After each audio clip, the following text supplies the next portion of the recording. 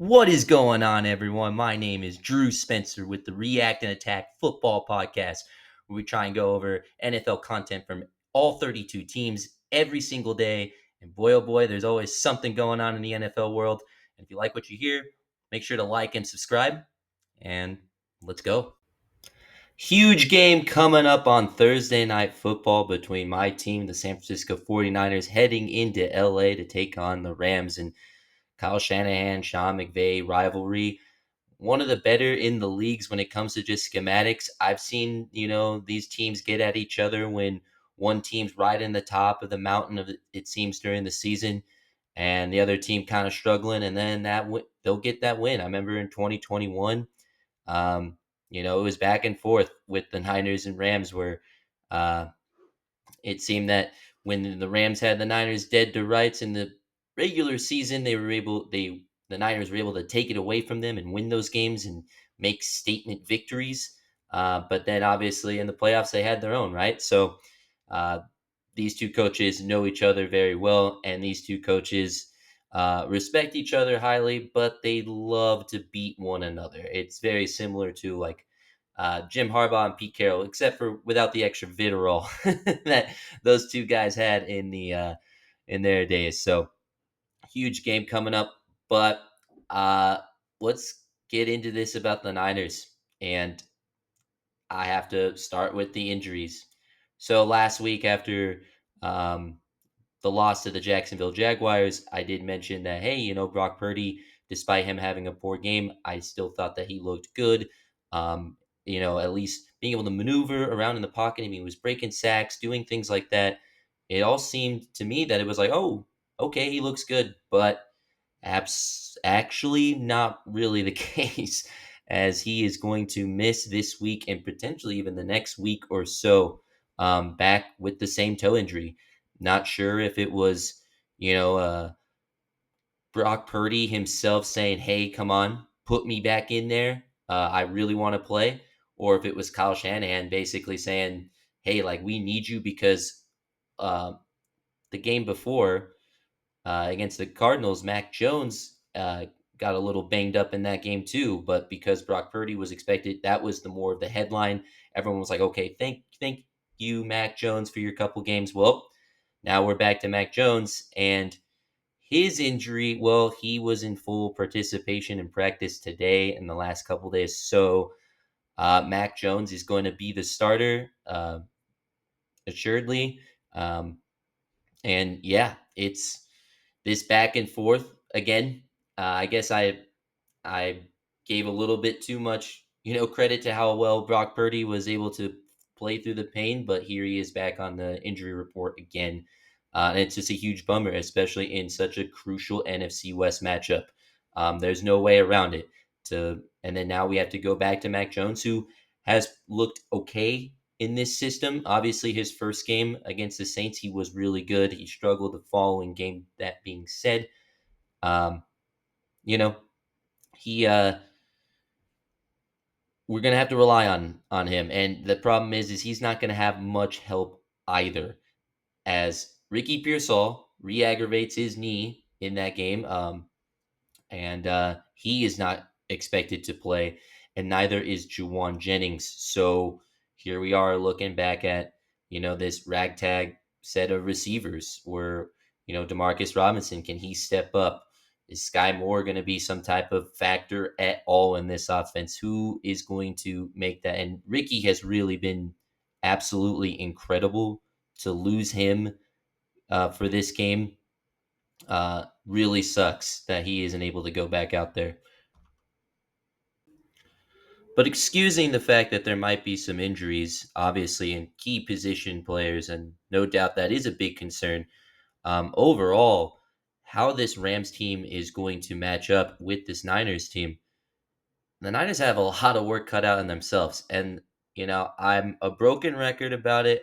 I'm very big about the trenches in general. It's my number one core philosophy in football, um, is understanding that you need a lot of help, a lot of good guys in the trenches to secure victory. And man, It is a bad matchup. Very heavily favored within the Rams as they're going to send their D line, which is just stacked full of athletic freaks, led by Jared Verse, who is an absolute monster. Um, and they'll send an absolute tidal wave of defenders and will crash everything. And this already banged up and weak interior offensive line for the 49ers, I really worry about them. And I really worry about Mac Jones. Brock Purdy, sure, he was hurt, as we found out, but he was still able to move out of those things. Mac Jones did show a little bit of his, pocket presence and stepping up, and he can move a little bit, but not to that same level. I really worry about these matchups here. It's the number one indicated matchup is how can this offensive line, how are they going to, what's their game plan with, there's all these stunts coming in and just defender after defender with a lot of lean, a lot of bend, and a lot of strength and power, and they will utilize that all over. If you can survive the onslaught of the defensive line of the Rams, it's a little bit easier to get at them. Their secondary isn't nearly as strong. Uh, they have okay linebacking play, but overall, this it starts up front for the Rams defensive line, and they have a lot of guys that they can continuously send and rotate and be fresh.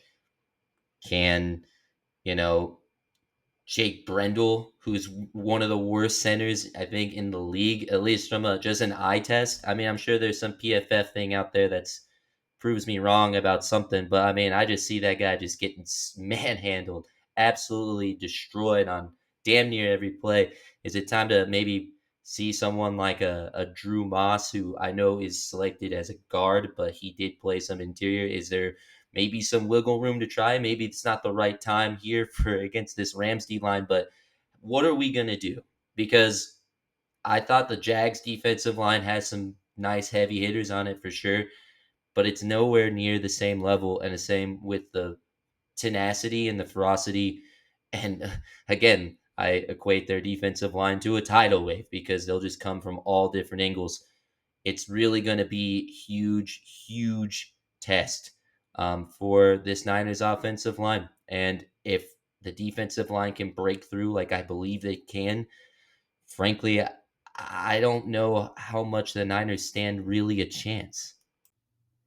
And don't worry, I didn't forget about the defensive injuries either.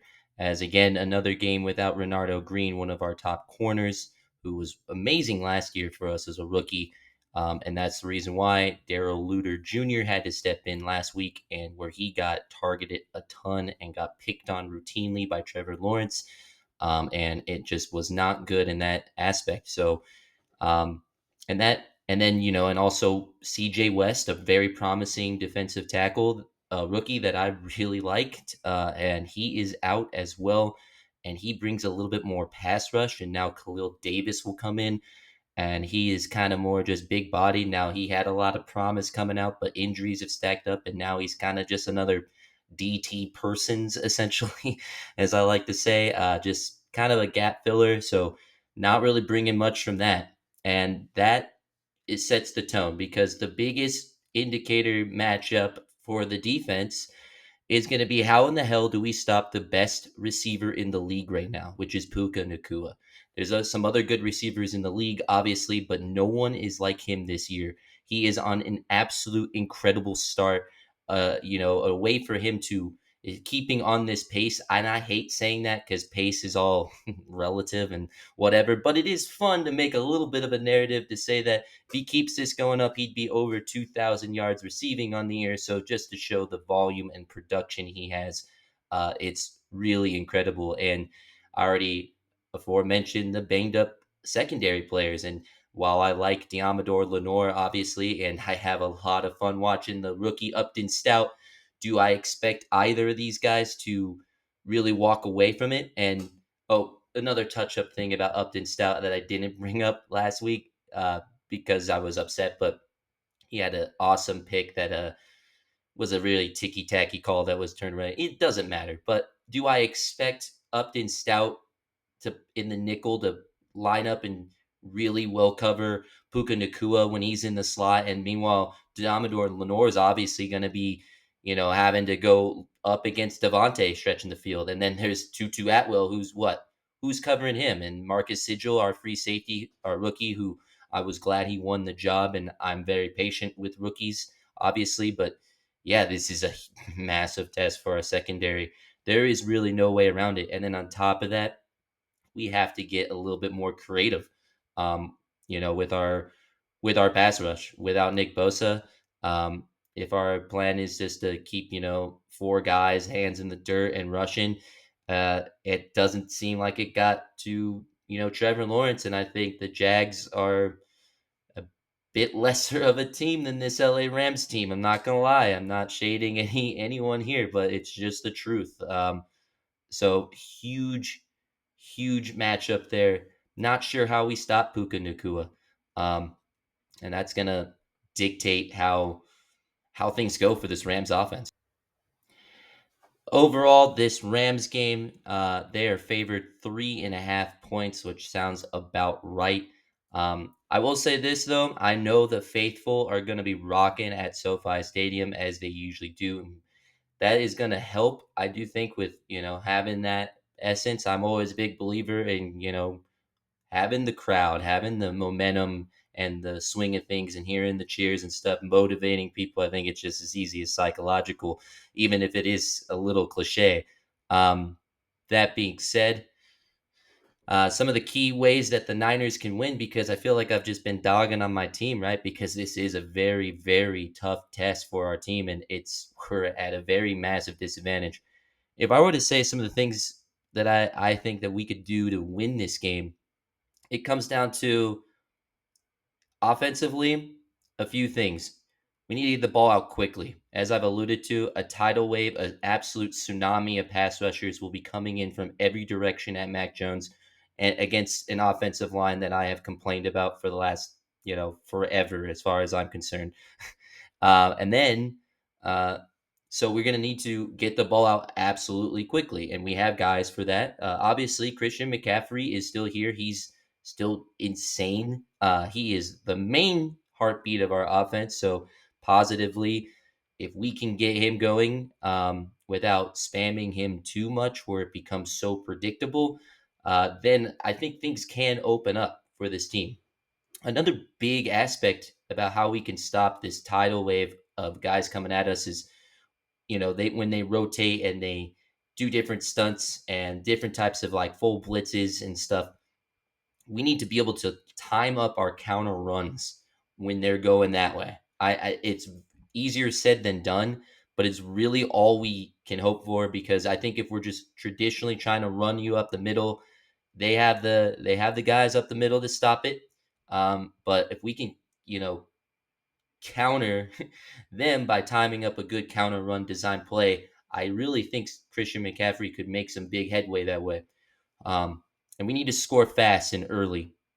Really, I mean, there's no other way around it. And then when it comes to the defensive side of the ball, I'm not sure about the secondary. I think they are just going to have such a hard time, and we're just going to need to hope that they can bring their A game in coverage.